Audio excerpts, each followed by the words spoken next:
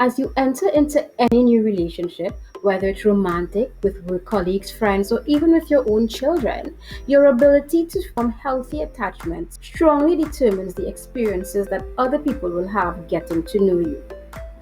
This ability to attach or bond with another person in a healthy way begins when you are a baby through your relationship with your parents or primary caregivers.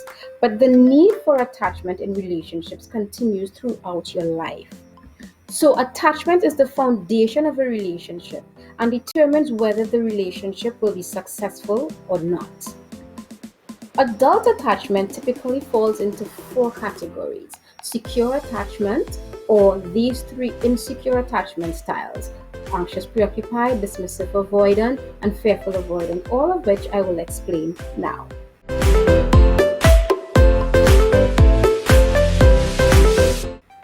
Securely attached people are those who desire and enjoy close, stable relationships and are comfortable displaying interest and affection. So, if you fall into this category, you may find that you're comfortable with your independence and alone time. And while you do value your close relationships, you don't feel overly distraught when you have to be separated from your loved one for any period of time. The majority of adults are capable of secure attachment. These individuals would have had pleasant or healthy emotional experiences with their caregivers during their childhood and had their basic needs well attended to. Now, people who are anxiously attached experience caregivers who were inconsistent in showing them love and care and in providing for their basic needs. So, if you fall into this category, you may recall your caregivers being responsive and nurturing sometimes, and distant and unresponsive other times. Now, because of this, you may tend to be very sensitive to any hint that your partner will abandon you, and you often doubt your worth in relationships. Your sensitivity about being abandoned causes you to become overly dependent on your partners. This fear of abandonment also creates a great tendency to feel lonely and to fear loneliness. And so it often causes you to push your partners to become too intimate too soon. And you do this to prevent them from slipping away.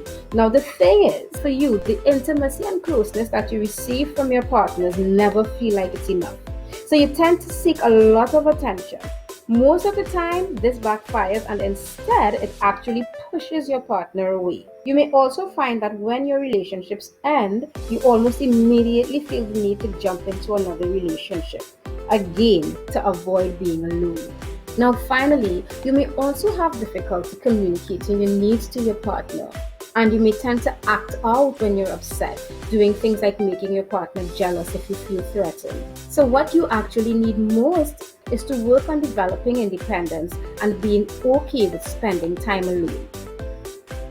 Now, generally, people who are high on attachment avoidance don't want to establish close relationships with their partners. This is actually the person that we call the commitment phobe. If you fall into this category, you'd find that you have a general distrust of other people, and because of that distrust, you avoid getting close. You value independence over everything else, and you consider getting attached as becoming vulnerable, which to you is a terrible thing. You strongly believe that you don't need relationships. You don't want to depend on anyone, and you don't want anyone depending on you. So the dismissive avoidant person comes out lower on nearly all measures of relationship quality. You actually find it really difficult to develop feelings of deep intimacy and trust with other people. In fact, you may find deep feelings of intimacy to be intolerable. When you are in a relationship, you constantly seek to maintain your independence, so you come across extremely self-reliant.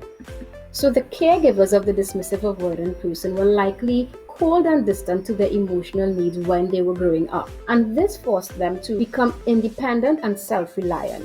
From your childhood experiences, you've now learned to suppress your feelings, and you deal with conflict by distancing yourself and forming negative opinions about your partner.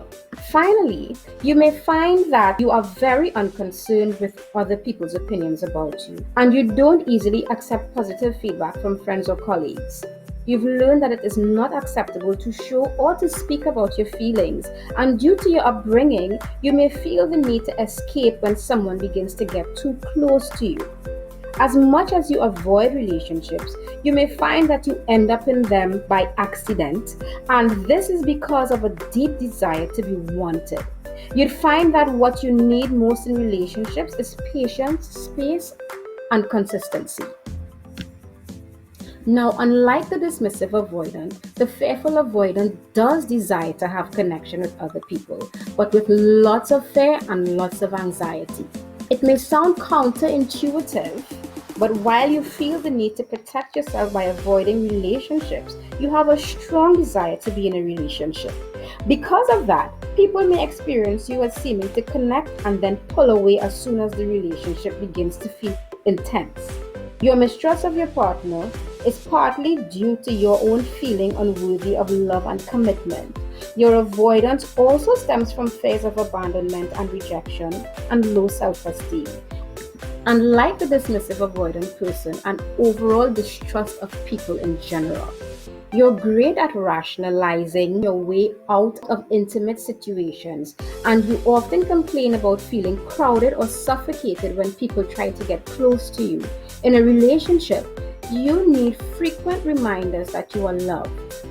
Now, while your childhood attachment experience does become the blueprint for your adult relationships, your attachment style can change and you can become more securely attached and have healthier relationships. Understanding where you stand in these areas and where you may need to improve is critical to the health of your personal and business relationships.